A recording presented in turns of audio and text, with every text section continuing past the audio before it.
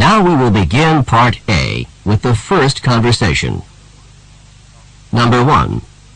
Were you able to do the last problem in the math assignment? No, it was too hard for me. What does the man mean?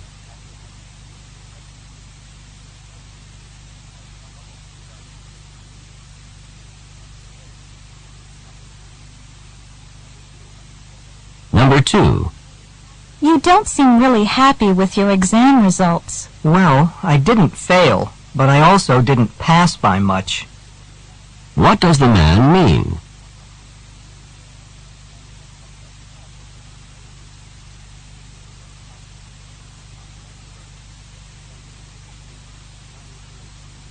Number 3. Where are the dirty clothes? Have you taken care of them? They're in the washing machine. What does the man mean?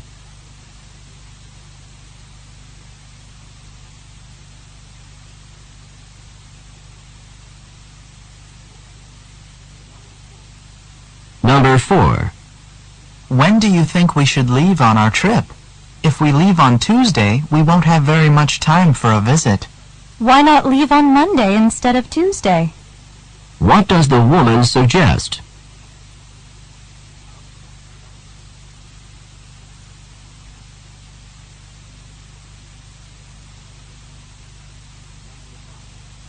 Number 5. What was in the letter from the landlord? It was not good news. The rent has been raised. What does the man mean?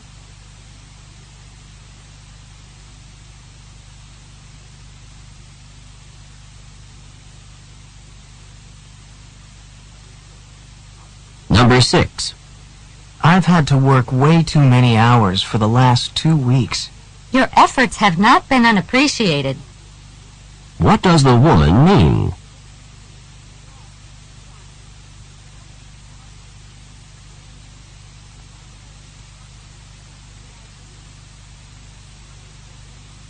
Number 7. Could you help me with this? I'll wash the lettuce if you'll make the dressing.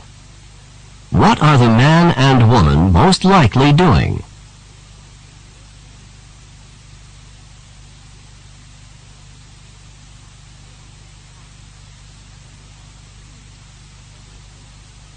Number 8. Is Jack going with us to the restaurant tonight? I was unable to convince him to go with us. What does the woman mean?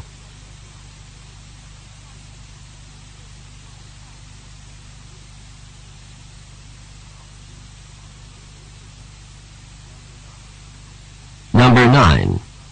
Can you tell me how I can find the biology lab from here? Just go down those steps and enter the door after the first one. What should the man do?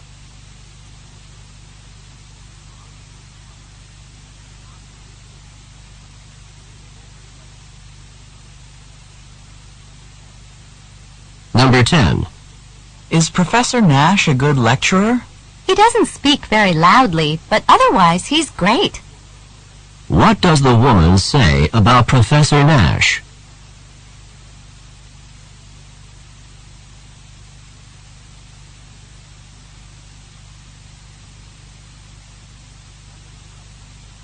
Number 11.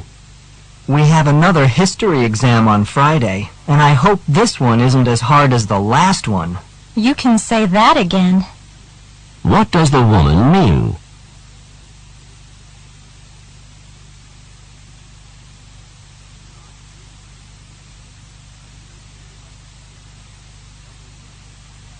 Number 12. Is the room ready for the conference? I don't think it's been set up. What does the man say about the room?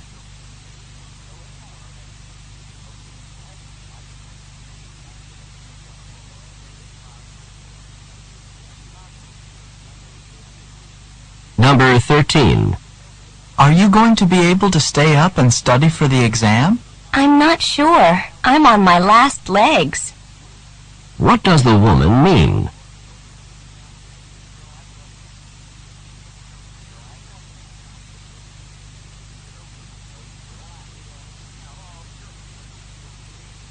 Number 14.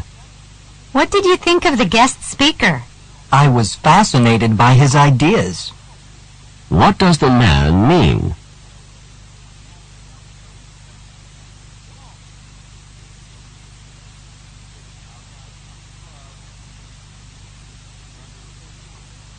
Number 15. How's the weather today? It's just not as humid as it was last week. What does the man say about the weather?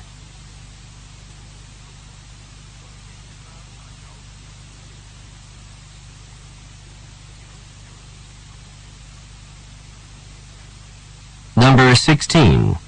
How did the professor react when you explained that you'd missed class because you were ill? She couldn't have been more understanding. What does the woman say about the professor?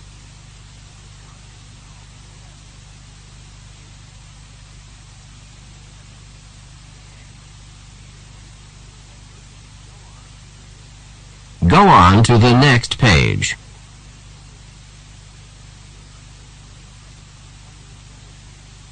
Number 17. That was some air show. The skydivers pulled off some incredible feats. I thought so too. I just couldn't believe what I saw. What does the woman mean?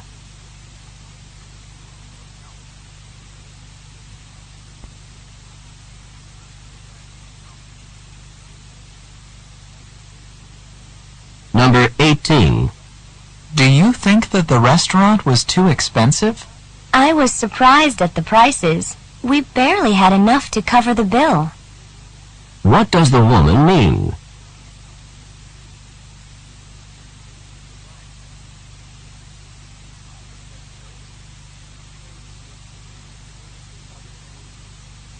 Number 19.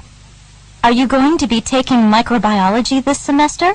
I wish I could put off taking it for another semester, but I can't. What does the man imply?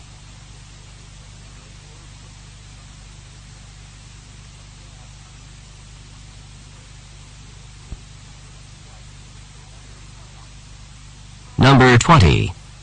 I'll see you at the first psychology lecture tomorrow. Then you did enroll in the course. What had the man assumed?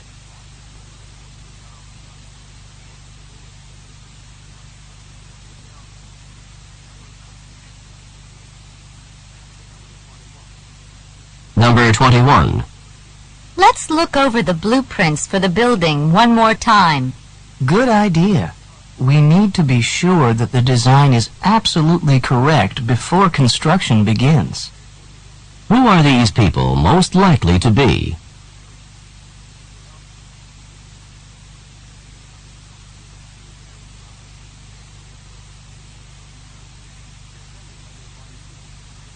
Number 22. Did our team win the game? If the runner hadn't fallen, then our team would have won. What does the man imply?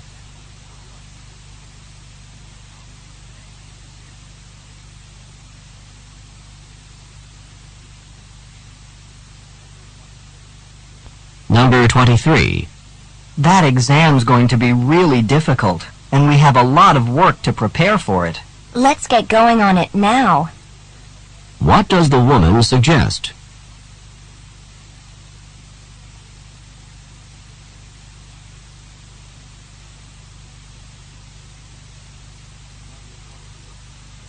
Number 24.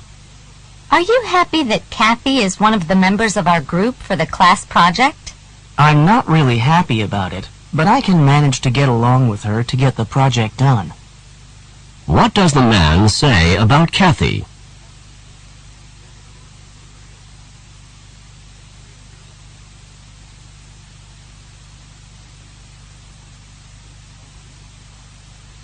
Number 25. Can you believe that the department has changed the requirements for our major? This change wasn't unexpected. What does the man mean?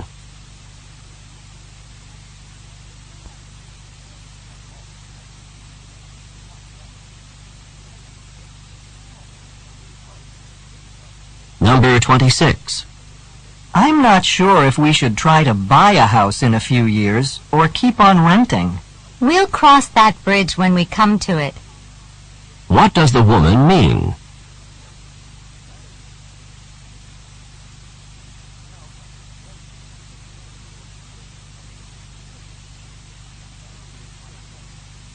Number 27. Did you enjoy the sightseeing trip that you took last week? It couldn't have been more perfect in any way. What does the woman mean?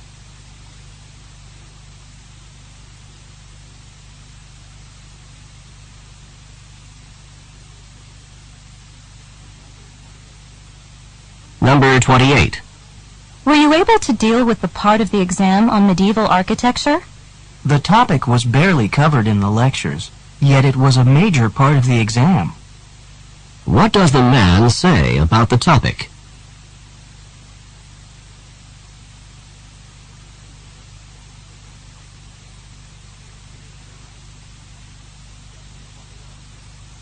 Number 29. I can't believe that there's going to be an exam tomorrow. I wish the professor had announced the exam a little bit earlier. What does the woman imply?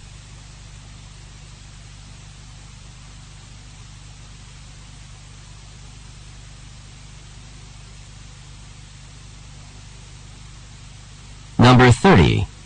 Here's a small gift for your birthday. It's something I know you like.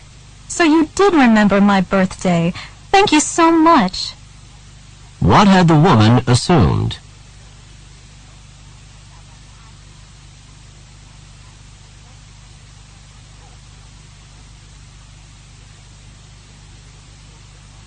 This is the end of Part A. Go on to the next page.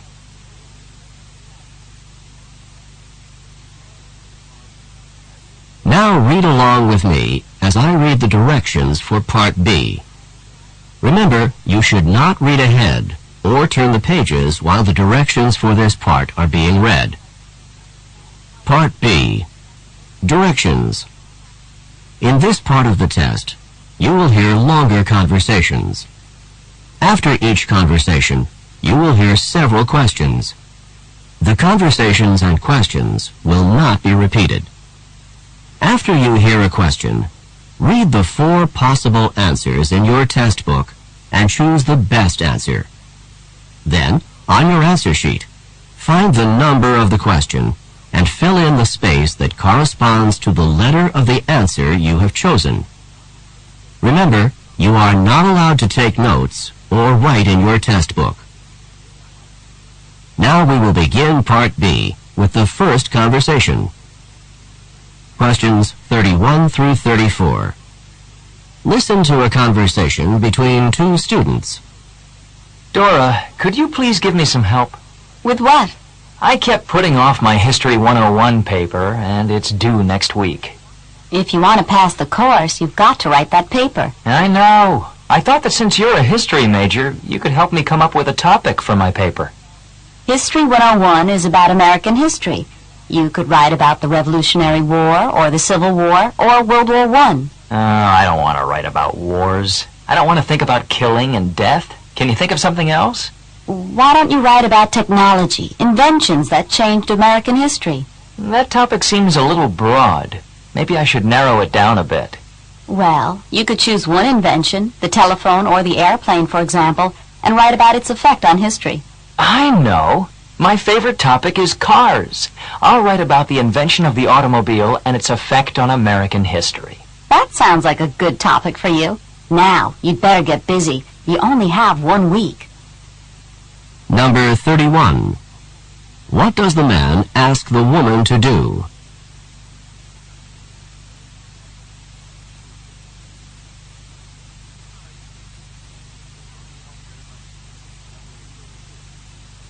Number 32. When in the semester does this conversation probably take place?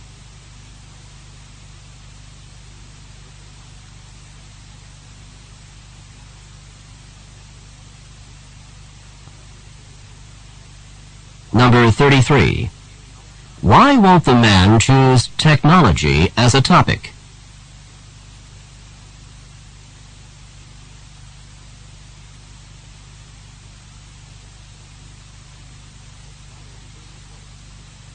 Number 34.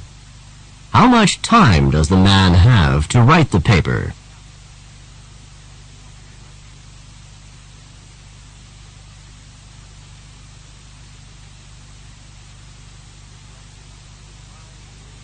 Questions 35 through 38.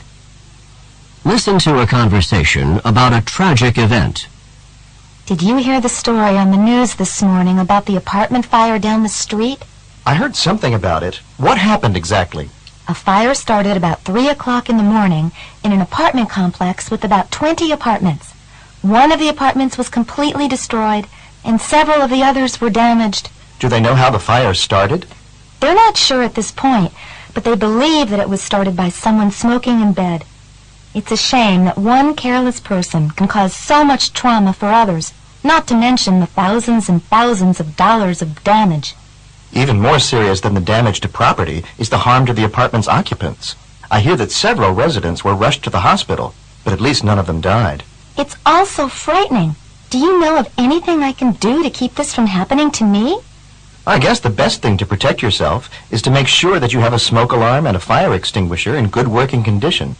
The smoke alarm will give you an early warning that a fire has started, so you can call the fire department. If it is a small fire, maybe you can use the fire extinguisher to help put out the fire before the fire trucks arrive. That's good advice. I think I'll go home and check my smoke alarm. Number 35. What is the topic of this conversation?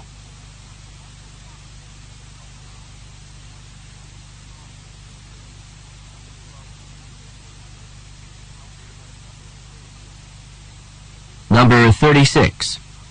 According to the woman, how extensively were the apartments damaged?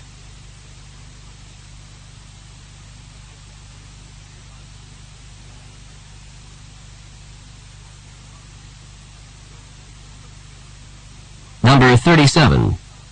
What did the man say about some of the apartment residents?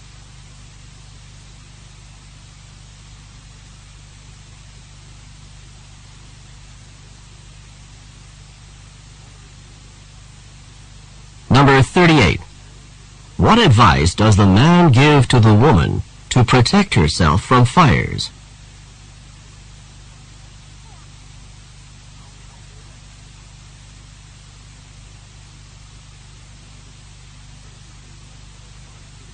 This is the end of Part B. Now we will begin Part C with the first talk. Questions 39 through 42. Listen to a talk to university students. Welcome to the orientation meeting for dance majors. All of you in the room should be students who want to be dance majors. Oh, please let me introduce myself. I am Dean Peterson, the head of the dance department. If you are majoring in dance, the most important decision you have to make is which degree you will get. Let me explain. There are 2 possible degrees for dance majors, and the programs are quite different. One is geared toward performance, and one is not. The first possible major in dance is the Bachelor of Performance Arts. This is a performance-oriented degree. It is intended for students who wish to pursue a professional performance career in dance or in choreography. The second possible major in dance is the Bachelor of Arts Studies. This major is intended for those of you who are interested in non-performance dance careers, in areas such as dance therapy, dance history, dance administration, or dance education. Either major is a 4-year program, but many of the courses that you take along the way are different, so you will have to specify your degree choice early. I hope this information will help you to decide. Number 39. Who is the speaker?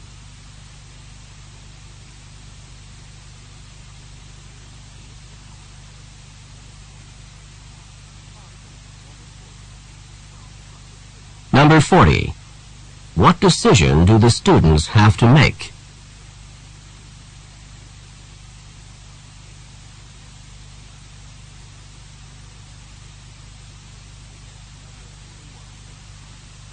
Number 41. A dance major with a Bachelor of Performance Arts degree might be interested in which area of work?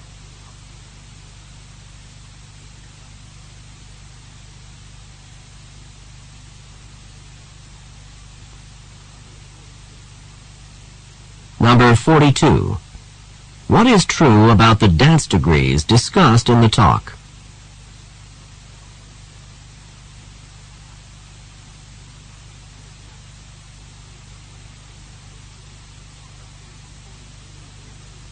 Questions 43 through 46. Listen to a talk about Cajun country. Now that we're all on the bus, I'd like to tell you a little bit about what we're going to be seeing today. The area that we're visiting is called Cajun country. The Cajuns are descended from the Acadians, French settlers who came from the Acadia region of present-day Canada. They came in the 18th century during the French and Indian War, when they were driven from Acadia by the British.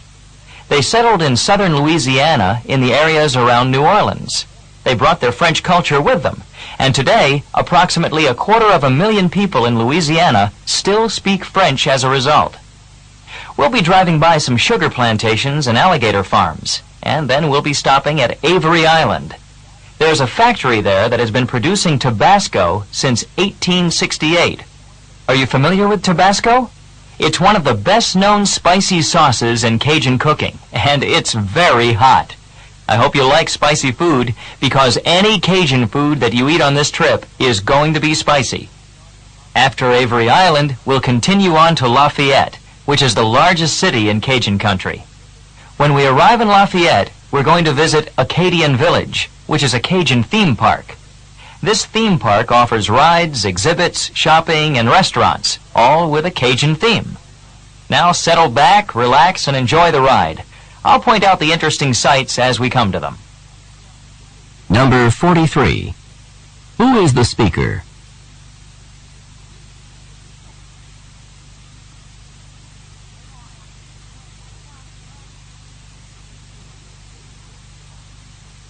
Number 44.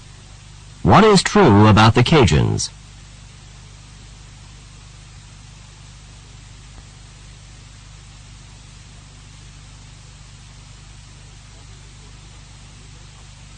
Number 45. What is Cajun food like?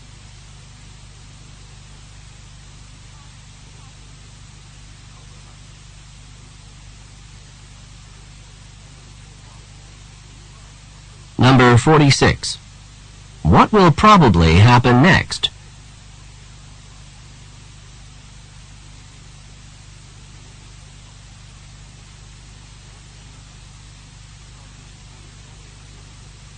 Questions 47 through 50. Listen to a lecture given in a college course. The development of the radio into a worldwide force occurred relatively quickly. In 1920, only 19 years after Marconi sent the first wireless signal across the Atlantic, the world's first radio station was established in Pittsburgh, Pennsylvania. And by 1923, nationwide broadcasting was possible in the United States. Radio broadcasting was initially totally uncontrolled, and each of the dozens of existing stations broadcasted its programs whenever and on whatever wavelength it wanted. The result for listeners, as you can imagine, was often a garbled mess.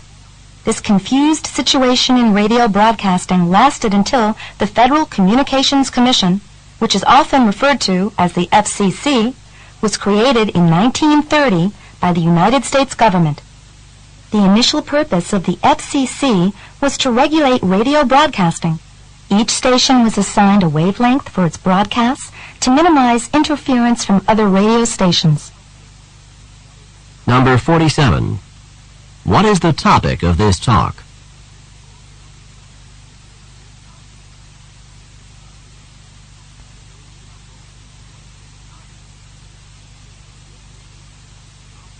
Number 48. This lecture would probably be given in which course?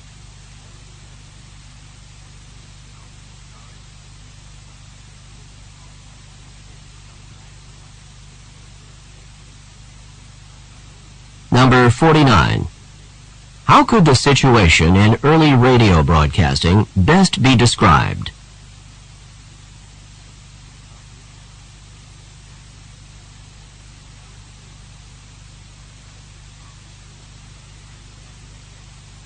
Number 50. What do the initials FCC stand for?